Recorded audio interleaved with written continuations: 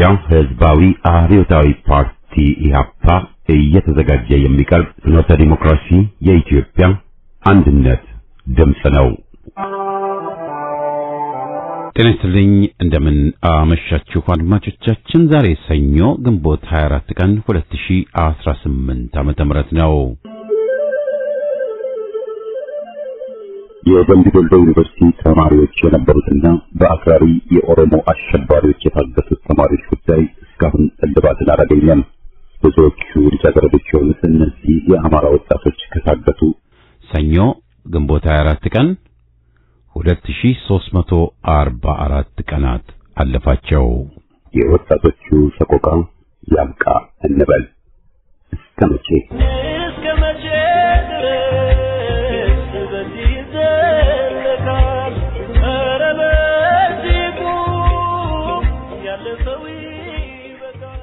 በቅድሚያ ዜና በማስከተልም ከፍኖተ ዴሞክራሲ ዝግጅት ክፍል የቀረቡ ሀተታዎችን አሰምተን የዝግጅታችን ፍጻሜ ይሆናል። የአገዛዙ ምርጫ ቦርድ ምርጫ ተብዬ ቧልት ከመጠናቀቁ በፊት በቁጥር መጫወት ጀምሯል። ቀደም ሲል 50.5 ሚሊዮን መራጮች መመዝገቡንና ምዝገባው መጠናቀቁን መግለጹ የሚታወስ ሲሆን ሰሞኑን በሚሰጠው መግለጫ ቁጥሩን በ3.2 ሚሊዮን ጨምሮ 54 ሚሊዮን ናቸው ብሏል። ብልጽግና በብዙ ቦታዎች አለ ተወዳዳሪ የሚሮጥ ሲሆን ውጤቱም ከወዲሁ የታወቀ መሆኑ በውጭ መገናኛዎች ሳይቀር ማፌዣ ሆኖ ሰንብቷል። ብዙ ተቃዋሚ ተብዬዎች በመጨረሻ ሰዓት ተጽዕኖ ተደረገብን፣ ተደበደብን የመሳሰሉ ምክንያቶችን በመስጠት ላይ ሲሆኑ የአፍሪካ ህብረቱ ታዛቢ ኡሁሩ ኬንያታ በመዲናዋ ተቀምጦ ድንቅ ምርጫ ነው ብሏል። በትግራይ ክፍለ ሀገር ምርጫ የማይደረግ ሲሆን በአማራውና በኦሮሞ አካባቢ በአብዛኛዎቹ ቦታዎች ምርጫ አይደረግም። የአማራ ፋኖ ብሔራዊ ንቅናቄ አፋብን ከአምቡላንስና አስፈላጊ ተሽከርካሪዎች ውጭ ከአርብ ጀምሮ እንዳይንቀሳቀሱ ያገደ ሲሆን ህዝቡ ከቤት ባለማውጣት ትብብር እንዲያሳይም ጠይቋል። ኦነግም የፋኖን ግልባጭ የሆነ ተመሳሳይ እገዳ አድርጓል። ወልዲያ ከተማ ጎንደር በር የሚባል ቦታ ላይ በአዴን አባ በተና ባጃጆችን በቦምብ አቃጥሏል። በተሽከርካሪዎች ቀባና አድማ ምክንያት የተደናገጠው አገዛዝ በየከተማው የሽብር ሥራ ላይ ተጥዷል። በተለይም የውሸት ምርጫውን በተመለከተ ፋኖ ያወጣውን መመሪያ ህዝቡ በማክበሩ የተደናገጠውና የተበሳጨው አሸባሪው ስርዓት ህዝቡ ላይ የበቀል እርምጃውን ቀጥሏል። የደቡብ ሱዳን መንግስት ግብጽ በአገሪቱ ውስጥ በኢትዮጵያ ድንበር አቅራቢያ ያቋቋመችውን ጦር ሰፈር እንድትዘጋ ማዘዙን ምንጮች ዘግበዋል። ወታደራዊ ጦር ሰፈሩ ወታደራዊ ስልጠና የመስጠትና የናይል ወንዝ ፍሰትን የመቆጣጠር ዓላማ ያለው ሲሆን ወታደራዊ ስልጠና ባለሙያዎችን ጨምሮ 260 የሰው ኃይል እንዳለው መረጃዎች አመልክተዋል። ጦር ሰፈሩ በደቡብ ሱዳን የላይኛው ናይል ግዛት ፓጋክ በተባለ አካባቢ በቤኒሻንጉል ጉሙዝ አቅራቢያ የሚገኝ ነው። ግብጽ ጦር ሰፈሩን እንድትዘጋ ደቡብ ሱዳን ያሳለፈችው ውሳኔ አገሪቱ የናይል ትብብር ማዕቀፍ ስምምነት ከመፈረሟ ጋር ሊያያዝ ይችላል ተብሏል። ከጦርነቱ በፊት ተቋቁሞ የነበረውና በቅርቡ ወደ ስራ የተመለሰው የትግራይ ምክር ቤት ወያኔ ያቀረባቸውን የአዲስ ካቢኔ አባላት የዞን አስተዳዳሪዎችና የጠቅላይ ፍርድ ቤት ፕሬዝዳንት ሹመት አጽድቋል። 70% ያህሉ የካቢኔ አባላት ከወያኔ የወጡ ሲሆን 30%ዎቹ ደግሞ ተቃዋሚ ከተባሉት የተገኙ ናቸው። ብሔራዊ ባንክ በፍራንኮ ቫሉታ ዕቃዎች ለሚያስገቡ አስመጪዎች አዲስ መመሪያ አውጥቷል። መመሪያውን የሚጥሱ አካላት የሚጣልባቸው ቅጣትና የወንጀል ተጠያቂነት በመመሪያው ላይ ሰፍሯል። መመሪያው ያስፈለገው በውጭ ምንዛሪ ፍላጎትና በውጭ ምንዛሪ ቁጥጥርና በሕገወጥ መንገድ ከሀገሪቱ በሚወጣ ገንዘብ ላይ የሚታዩ ክፍተቶችን ለመድፈን ነው ተብሏል። ዛሬ ያለን ዜና በዚሁ ይጠቃልላል።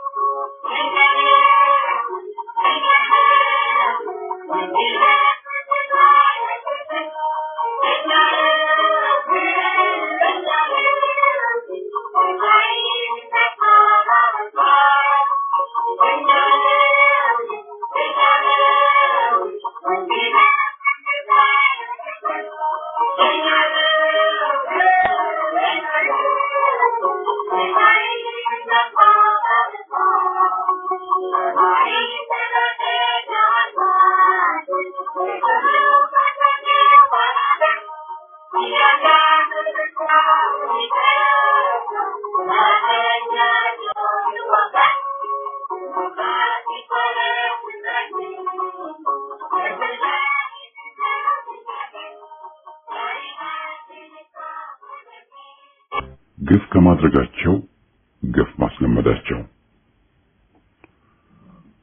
ለውጥ አለ ይሉናል ሰማን እንጂ አላየን ባላገርኛ እንጂ እንዳለነው አለን ሙቀጫና ወፍጮ ቁናና እንስራ እያላገጡብን ኃይሉ ገብረ ዮሐንስ ገሞራው 1983 ዓመተ ምህረት የለውጥ አስተዳደር የኢትዮጵያ መንግስት የኢትዮጵያ ጠቅላይ ሚኒስትርና መሰል ቡትቶን ካፋችን ከጽሁፋችን ማንም አያገኝም የኢትዮጵያ አይደሉምና ህዝብ የጠየቀውን መሰረታዊ ለውጥ አደናቀፉ እንጂ አላመጡምና ለኢትዮጵያ የቆሙ አይደሉምና ወያኔን የኢትዮጵያ መንግስት ያሉ አሁንም ያን ቢደግሙ ያዳቆነ ሰይጣን ያሰኝባቸዋል እንጂ አሁንም ቀባጣሪ ከመሆን አያመልጡም የወያኔ ሌፍተናንት ኮሎኔል የሚመራውን አገዛዝ የሹሞቹ ያልነው የባዕድ ሹም በመሆኑና ሚናውም በህዝብ ላይ እንደ እብሪተኛ ሹም ማላገጥ በመሆኑ ነው እልከኛና አክራሪ ይሉናል ሹሞቹ ለስላሳ መሆን አገርን አሳልፎ መስጠት ሲሆንብን ብንከርና ለኢትዮጵያ ብንቆም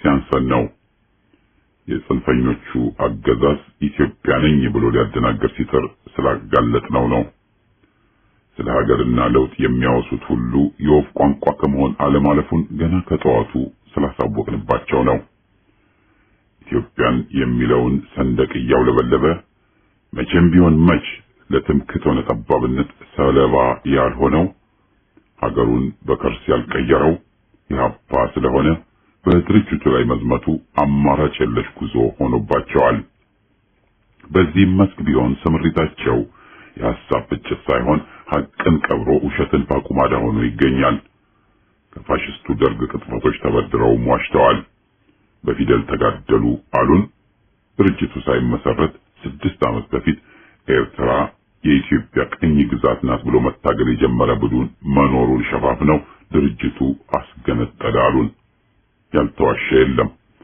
ይህ ያልተቋረጠ የመተርተር ዘመቻ ዛሬም የቀጠለው ህዝብን አደናግሮ ዘረኛ ስርዓቱን ለማስቀጠል ስለተነሱና ይህንንም ስላጋለጥንባቸው ነው የሐሰት ኢህአፓ እስከ መፈብረክም ጀምረው መጨረሻቸው ምን እንደሚሆን ማወቅ ለትዝብት ዳርገዋል ምን ለውጥ አመጡ የእርቅና ሰላም የፍቅርና መሰል ጫጫታ በአገራችን ፖለቲካ ሚናቸው ገለባ የሆኑ ቡድኖችን አቃፍን ለማለት ሲሆን የድርጊታቸው ወርቁ ትርጉም ግን በዚህ ሽፋን ጽንፈኞችን ዘረኞችን ጋብዞ በአገራችንና ህዝብ ላይ ለማስተማራት መሆኑንም በጊዜው ያጋለጥነው ነው ባለሜንጫዎችና የአስመራ ኦሮሞዎችን ማቀፍ ሲጀመር የወገን ጠንቅቅን ጩኸት አሰምተንም ነበር አክራሪ መባልን ነው ያተረፍነው ለውጥ ተባለ እንጂ ልናየው ልንጨብጠው አልቻልንም እስከዛሬ የግፉ ጽዋ ሞልቶ ፈሰሰ እንጂ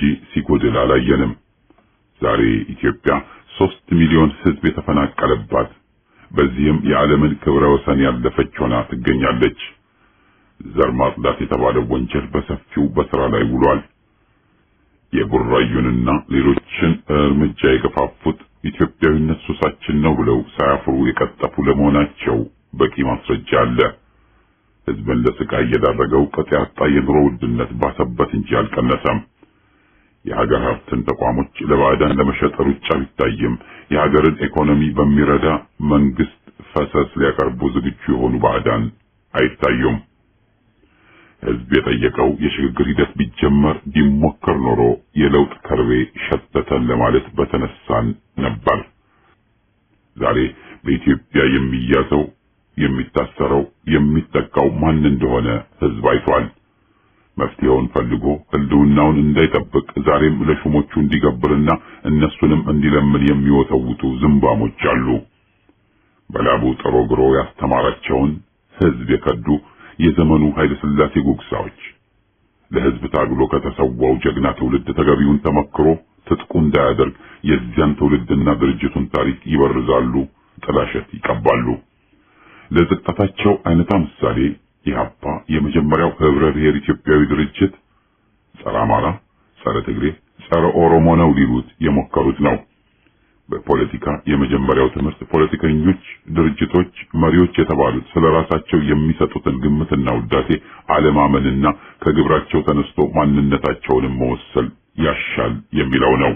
መልከጥፉ በስም ይሸፋፈናል የተባለውን መርሳት አይገባም። ራሳቸውን ተራማጅ ዴሞክራሲያዊ ህዝባዊና ሰርቶ አደራዊ ያሉት ሁሉ ያቆሙትን ፋሽስታዊ ዘረኛ አገዛዝ አይተናል። ደማችንን አፍሰንም ኖረናቸዋል።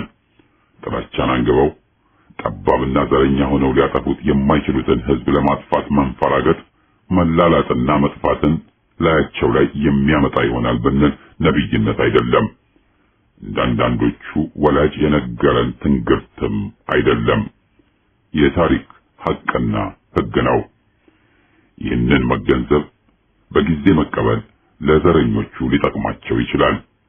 አውቆ የተኛን ለመቀስቀስ ወያኔ እስከ ፓስተርነት ያደረሰውን ሰይጣን ስለ ሀገርና ህዝብ ለመስበክ ፍላጎትም ጅልነትም የለንም።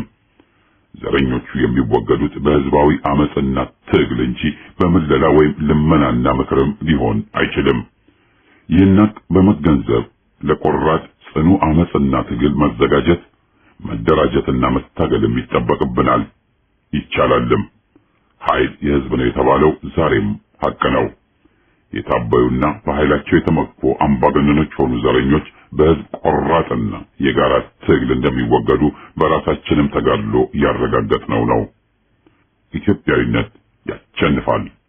ቀድሞ ለፋሽስቶች ዛሬ ለቆጠኞች የነጻነት ዋጋ ድንበር እስከዚያን በዘመን አስመርቅ ግንባርክን አሳየው ግንባርክን አሳየው ግንባርክን አሳየው ግንባርክን አሳየው ግንባርክን አሳየው ግንባርክን አሳየው ግንባርክን አሳየው ግንባርክን አሳየው ግንባርክን አሳየው ለመድብ ለፓርቲ ቀድሞ የታገለ መቃይ ተፋላሚ ታግሎም ያታገለ ሕግ የበላይ ይሁን ብለህ ያስተማርከው ሉዓላዊነትን በቅርብ የያዝከው የአገር ክብር መላሽ ኢህአፓ እውነት ነው የህዝብ ተስፋ ነህ ግንባርክን አሳየው ግንባርክን አሳየው ግንባርክን አሳየው ግንባርክን አሳየው ግንባርክን አሳየው ግንባርክን አሳየው ግንባርክን አሳየው ግንባርክን አሳየው ግንባርክን አሳየው ቅንነት የሞላው ሁሉንም ያቀፈ ዓላማው በጥናት በግልጽ የተጻፈ ለፍትህ የቆመ በደልን የጠላ የጨለማው መብራት የእውነት ብርሃን ፋና እምነት፣ ጽናት፣ ፍቅር ኢትዮጵያዊነት ነው። እናሸንፋለን። ግንባርክን አሳየው ግንባርክን አሳየው ግንባርክን አሳየው ግንባርክን አሳየው። ህዝብም ለመስዋዕትነት ብቁ መሆን ግዴታው ነው። ታጋዮች ለህዝብ ሲሉ መከራና መስዋዕትነትን ሊቀበሉ ዝግጁ ናቸው። በአንጻሩ ደግሞ ህዝብ ይህን ያህል መስዋዕትነት ጠያቂና አማራጭ የለሽ ትግልን የግድ ባይ ሆኖ መገኘት አለበት። ህዝብ ለሚደረግለት መስዋዕትነት ብቁ ሆኖ መገኘት አለበት። ህዝብ ብሔራዊ ግዴታውን ረስቶና አልቀበል ብሎ ከተገኘ የታጋዮች መስዋዕትነት ከንቱ ይሆናል። ህዝብ መስዋዕትነት በስሙ ሲደረግ ይገባዋል በሚል ይዞታ ላይ መገኘት አለበት ማለት ነው። ታጋይ ኃይሎች ላይ የሚደረገው ጫናና ጥያቄ አለ። በአንጻሩ ደግሞ ህዝብም ጥያቄ አለበት። በመጀመሪያ ግን ህዝብ ስንል ምንና ማንን ማለታችን መሆኑ ግልጽ መሆን ይገባዋል። ህዝብ ስንል ከተሜ ንዑስ ከበርቴውን ሳይሆን ሰፊውን ህዝብ የሚመለከት መሆኑ መታወቅ አለበት። ከተሜው የራሱ አጀንዳና ጥያቄ አለው። ሕዝብን በገሚሱ ይመለከታል። ዛሬ ለእኛ ዋና ጥያቄያችን የሆነው አንድም አገራዊ ጥቅምን ማስከበር ሲሆን፣ በሌላ በኩል ደግሞ የባዕድ ቁጥጥርና የበላይነትን ማስወገድ ነው። አገራዊ ጥቅምን አስቀድሞ መገኘት አለብን ማለት ነው። ሕዝብ ግን ለመብቱ ካልተነሳ፣ ለጠላት መጎንበስን ከመረጠ፣ ፍርሃቱ ያሸነፈው ከሆነ በሰበብ አስባቡ ተቸናፊ ሆኖ ከተገኘ የአገር የነገ ዕጣ ጨለማ ይሆናል። ለዚህም ነው ከመሰረቱ ከጠዋቱ ለአገርና ለሕዝብ ቆመናል የሚሉ ሁሉ የራሳቸውን ፍላጎት ወደ ጎን ትተው በጸረ ወያኔው መንገድ መጓዝ ያለባቸው። የቅርብ ጓዶቻችንና ዘመዶች ሁሉ ለነዚህ አጭበርባሪ አኪም ተብዮች ሰለባ ሆነዋል። ሐሳዊ መሲሖች ወይም አጓጉል ነጻ አውጪዎች ብዙውን ግራ አጋብተዋል። ያታግላሉ ሲባሉ ተሽመድምደዋል፣ ይጸናሉ ሲባሉ ተፍረክርከዋል። ሌላም ሌላም። በሕዝብ ደረጃ ግን ሕዝብ ጽኑ ሆኖና ለመብቱ የሚዋደቅ ሆኖ ካልተገኘ ታጋዮች መስዋዕት እንዲሆኑበት ሊጠበቅ አይችልም። ትግል ብለው አገር ብለው ሕዝብ ብለው ብዙ ሺዎች የተሰዉትን ዘንግተው ዛሬ መፏለልን የመረጡ ካሉ በስተቀር መስዋዕት የሆኑ ጀግኖች ለሕዝብም ለአገርም ደማችንን እናፈሳለን ያሉት በመስዋዕትነታቸው የአገር ነጻነት እናስከብራለን ብለው ነው። እምነት ከሌለ መስዋዕትነት የለም፣ አይኖርም። ለዚህም ነው ሕዝብ ራሱ መስዋዕትነትን ጋባዥ ሆኖ መገኘት የሚገባው። ታጋዮች ዜጎች ሊሰውለት ዝግጁ ይሆኑ ዘንድ ብቁ ሆኖ በመገኘት ሕዝብ ስለሆነ ብቻ በቀጥታ የሚሰውለት ሆኖ ሊገኝ አይችልም። ሕዝብ የራሱን ክብር ማስጠበቅ አለበት። ለመብቱ መታገል መዋደቅ አለበት። ነጋ ጠባ የሕዝብ ወገን ነኝ እያሉ ብሎ አደሩ ከወያኔ ጋር ከሆነ ግን መጠራጠር ሲያንስ ነው። ሕዝብ ደግሞ ጸረ ወያኔ ነኝ ካለ በተግባር ቢያንስ በጸረ ወያኔ ሰልፍ አለሁ ሲል ልናየው ይጠበቃል።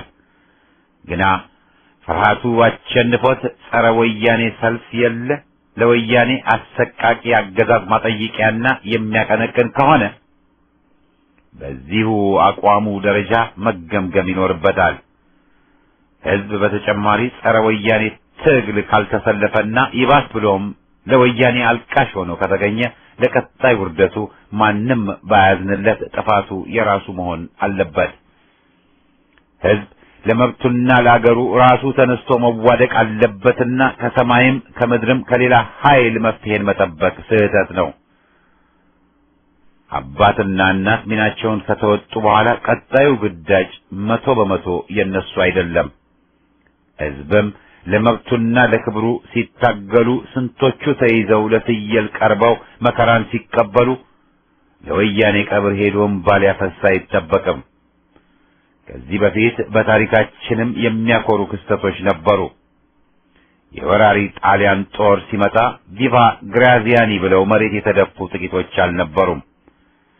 የተበሳጩ አርበኞች አዲስ አበባን በእሳት ሊያጋዩ መፈለጋቸውም የተዘገበ ነው። አርበኞች በጠላት ጦር ሲያፈገፍጉ ያጠቃቸው ዜጋ ቁጥርም ጥቂት አይደለም። ዛሬ ገዢዎቻችን የሆኑት የነበሩት የነመለስ ስብሃትና ዜብጎላ አባት አያቶች ሁሉ የለየላቸው ባንዳዎች መሆናቸው የሚታወቅ ነው። ሕዝብ መብቱን ሊያስከብርና ለአገሩ ሊዋደቅ ዝግጁ ሆኖ ካልተገኘ ደም ሊፈስለት የሚገባ ሕዝብ አይሆንም። ትግልን ሰበብ ደርድሮ እየሸሸ ለባለ ነፍጥ የሚሰግድ ከሆነም ማንም ታጋይ ደሙን ሊያፈስለት አይገባም። በገባበት ይውጣ ተብሎ ይተዋል እንጂ ታጋዮች ለሕዝብ ብለው በጸረ ወያኔ ትግል መገራ ሲቀበሉ፣ ሕዝብ ግን በፍርሃትም ሆነ በሌላ ተሸንፎ ከትግል ከራቀና ይባስ ብሎም ለገዳዮችና ለአፋኞቹ ካለቀሰ ማንም ታጋይ ለዚህ ሕዝብ መሰዋት አለበት የሚል ግዴታ አይጫንበትም። ባርነትን ከመረጠ ባርነትን ተሸክሞ ይኖር ዘንድ መተው ይገባልና ታጋዮችን ለሕዝብ ተዋደቁ ታገሉ እንደምንለው ሁሉ ሕዝብም ለትግልና መስዋዕትነት ብቁ ሆኖ እንዲገኝ መጠየቅ አለብን። ሙስሊም ኢትዮጵያውያን ሲሰለፉና ሲጠቁ አላየሁም አልሰማውም ብሎ ያለው ሁሉ ማንም ታግሎ ደም ሊገብርለት አይገባም። የኑሮ ውድነት ገደለኝ ፈጀኝ እያለ ግን ይህን የተቃውሞ መሰለፍን ፈርቶ ጸጥ ያለ ዜጋ አሳዛኝ ነው። ወያኔ ይፈጀናል ብሎ ማላዘን ማጠየቂያ ሳይሆን ማፈሪያ ነው። ትግሉ መስዋዕትነትን ጠያቂ ነው። ሙስሊም ኢትዮጵያውያን ሲታገሉ እየታሰሩና እየተጠቁ ነው። ጥቃት ከተፈራ የባርነትን ቀንበር ለዘላለም ለመሸከም መዘጋጀት ነው መፍትሄው። ለዚህም ነው ሕዝብም ቢሆን የራሱ ኃላፊነትና ግዳጅ አለበት የምንለው። ሕዝብ ቆራጥና ጸረ ወያኔ ሆኖ ካልተገኘና ይባስ ብሎም ለአገር አጥፊዎች አልቃሽ ሙሾ ደርዳሪ ነኝ ካለ የራሱን ነጻነትና መብት በራሱ አሳልፎ ሰጥቷል ማለት ነው። ሕዝብ ክብሩን ማስጠበቅና መጠበቅ አለበት። ይህን ግዳጅ ደግሞ ለድርጅቶች ሆነ ለሆነ ኃይል የሚሰጠው ሳይሆን ራሱ በራሱ ማስጠበቅና ማስከበር ያለበት ነው። ዛሬ የኢትዮጵያ ሕዝብ መብቱን እያስጠበቀ ነው ወይም በሚገባው መንገድ ላይ ለራሱም ለሀገሩም እየታገለ ነው ማለት አይቻልም። ሽንፈትና ቀቢጸ ተስፋ ሰፍኗል። የአገር መሬት ለሱዳን ተሰጠ፣ ዝም። ለም መሬቶች ለባዕዳን ተሰጡ፣ ዝም። ወያኔ ዋልድባን አስደፈረ፣ ዝም። ወያኔ ሀገራችንን መሬት ለባዕዳን ጦር ሰፈር ለገሰ፣ ዝም። ሕዝብም ወገኖቻችን ታሰሩ፣ ስየል ተቀበሉ፣ ዝም። መለስ ዜናዊ ሞተ፣ ኑና አልቅሱ፣ እሺ። መሬታችሁን ቀምተን ለባዕድ ሰጠን አላችሁ፣ እሺ። አሳፋሪ መጎንበስና ተገዥነት ራሱን ለውርደት ያዘጋጀን የሰጠን ሕዝብ ማንም አያዝንለትም ተብሏል። ዛሬ ለሁላችን ተደቅኖ ያለው ጥያቄ በሕዝብ ደረጃ ክብራችንን ጠብቀን እንገኛለን ወይስ ማንም ሊሰዋልን የማይገባ ሕዝብ ሆነናል የሚለው ነው። ተቃዋሚ ኃይሎች ምን ጎደላቸው፣ ምን ማድረግ አለባቸው ብለን ሁሌም እንጠይቃለን፣ እንወቅሳለን። ተገቢም ነው። ሕዝብስ ማለት ደግሞ ተገቢ ነው፣ የራሱ ግዴታ አለበትና። ሕዝብስ አቋሙ የጸናና አኩሪ ሆነው ሕይወታችንን ልንሰጥለት የሚገባ ነው ወይ? ለበዳዩና ጨቋኙ የሚያለቅስ ከሆነ ለምንስ እንሞታለን? ወሳኝ ወቅታዊ ጥያቄ ነው። በጠላቱ ላይ ጨክኖ መነሳት ካቃተው፣ ጠላቶቹን መሪ ብሎ ሊያቅፍ ከዳዳው፣ ደሙን ያፈሰሱትን ታጋይ ብሎ ሊያቅፍ ከተነሳ ለምንስ ሀገር ወዳዶችና ታጋዮች ውድ ሕይወታቸውን መስዋዕት ያደርጉለታል? መሰረታዊ ጥያቄ። ሕዝብም ለሚከፈለው ሕይወት ብቁ ሆኖ መገኘት አለበት። ወያኔን ወዳጅ መለሰንና ዘረኞችን አገር ወዳድና መሪ ብሎ ለሚጮህ ማንም አገር ወዳድ መስዋዕት መሆን ወይም መታገል የለበትም። መበደልን መርጧልና መከራ ይምከረው።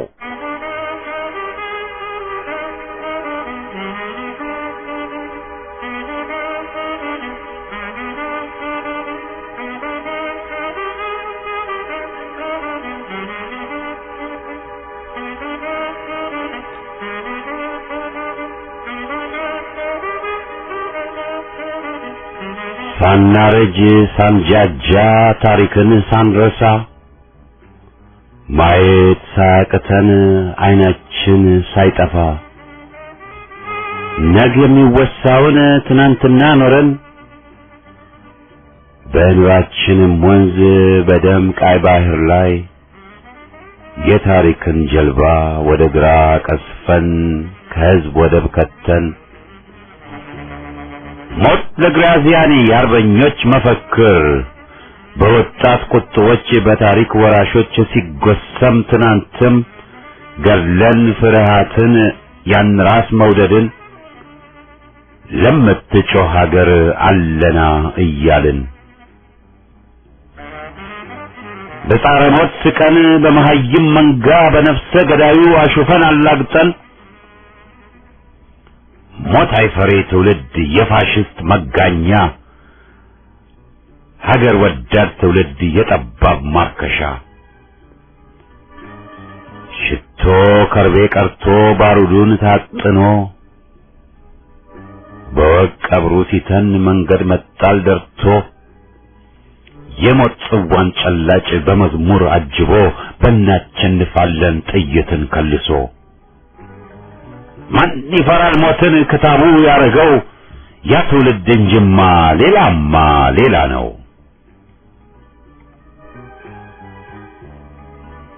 ዳሮን ገዳይ ጨካኝ ሽብራቸው ክፉ ስርዓቱ አረመኔ ልክ አልባ የገፉ ያ የነበር ጊዜ ገና ሳይረሳ ያ ሁሉ ሰማዕት ገና ሳይዘከር ከጋራ ጉድጓዱ ከምስጢር መቃብር የጭቁኑ አጥንት ተቆፍሮ ሳይወጣ ሳናረጅ ሳንጃጃ ታሪክን ሳንረሳ ማየት ሳያቅተን አይናችን ሳይጠፋ ህሊናችን በሆድ ታንቆ ሳይገደል አሁን ምን አመጣው ያልነበረን ነበር ብሎ ለማሳመን ደፋ ቀና ማለት ሌት ተቀን መባከን ወረቀት መጨረስ በዘረኛው ማጀት ሐሰትን መታጠን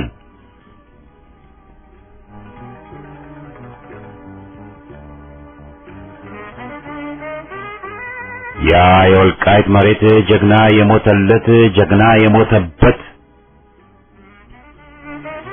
ያ የቋራ መሬት ጀግና የበቀለበት ጀግና የታገለበት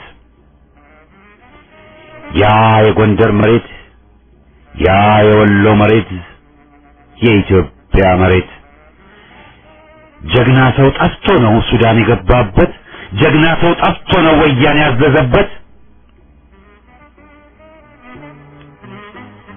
ድንጋይ ዳቦ ዘመን መችኛ አየነው ነጋ ጠባ ራብን ሁሌ እየታቀፍ ነው ሶስቴ ማዕድ በቀን ቃል ኪዳን ገቡልን ታስቦ ራት ይቆይ በጦም ሊያሳድሩን ግና የኮሎኔል ሽብር በቁማችን ገሎን ለጠባቡ መንጋ ማጎብደዱ ቀሎን ጫንቃችን ለሸክም አለና እያሰኘ ሳናውቅ ኖሮ ገሎን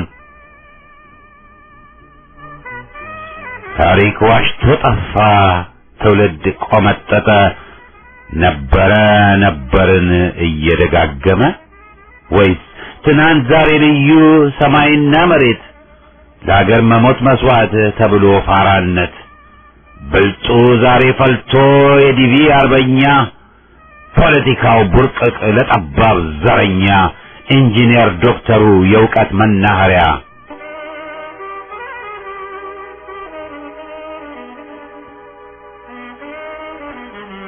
ፖለቲካው ጮሌ መርህ አልባ ጉዞ ማጠፊያ ላይ ሳይደርስ ሁሌም እጥፍ ብሎ የሚካድ መርህም በዚህ በዚያ ጠፍቶ ባንዳነት የቤት ልጅ ወገን መሸጥ ቆንጆ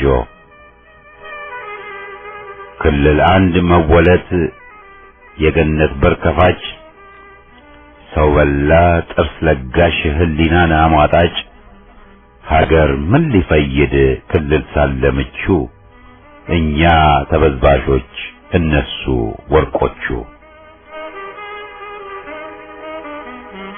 እስከ መቼ ታሪክ ተጨራምቶ ሊቆይ እስከ መቼ ሀገር መጫወቻ ልትሆን ብሎ የሚጠይቅ ምን ምላሽ ያገኛል? ዝምታ ነው መልሱ ወይስ ታሪክ ዋሽቷል? የጋምቤላ መሬት ስንቱ የሞተለት የቢሾፍቱ መሬት ስንቱ የወደቀለት የኢትዮጵያ መሬት ደም የፈሰሰለት ጠባቂ አጣ ዛሬ ቻይና ፈነጨበት ህንዱና አረቡ ዝርፍ ያጣጣፈበት